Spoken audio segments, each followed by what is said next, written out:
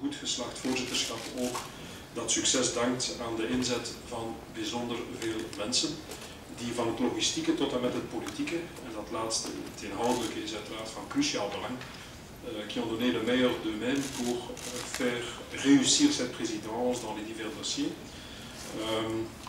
Je voudrais les saluer, je voudrais rendre hommage à leur professionnalisme et à leur capacité vraiment reconnue à travers toute l'Union européenne. Je le savais déjà puisque je suis fonctionnaire de l'Union européenne, que les Belges étaient vraiment imbattables en ce qui concerne la connaissance technique et la capacité aussi de forger des décisions.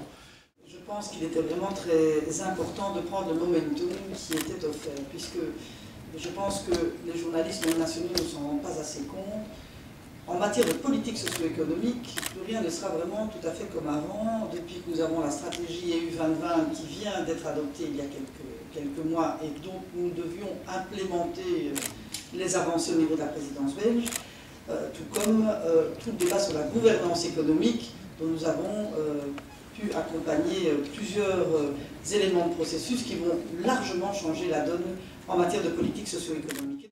J'ai eu l'opportunité de présider deux conseils. Le premier, c'est le volet asile et immigration du conseil JAI, où là, pour la première fois depuis 2005, un texte législatif a pu faire l'objet d'un accord entre le Parlement européen et le Conseil. Ça, c'est vrai qu'on a enfin pu inverser la logique législative en matière d'asile et d'immigration. On a pu retrouver un accord.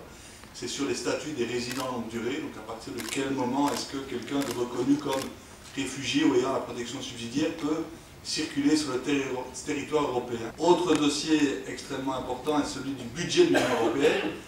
Vous le savez, ce budget devait être adopté selon une toute nouvelle procédure, la nouvelle procédure Lisbonne, avec énormément de changements, mais avec un gros changement, c'est que le Parlement et le Conseil étaient sur un pied d'égalité, sur base d'une procédure de codécision pour faire adopter ce budget. Et là, grâce, c'est vrai, essentiellement au Premier ministre qui a pu prendre des contacts également avec le président du Parlement européen pour remettre un peu tout le monde autour de la table, on a réussi, je dirais, dans le cadre de la présidence belge, à faire en sorte que d'une logique d'échec qui était la nôtre le 15 novembre, on arrive à une logique de succès où chacun a compris que, et Parlement européen et Conseil, nous devions, je dirais, faire un certain nombre de concessions pour avoir ce budget européen.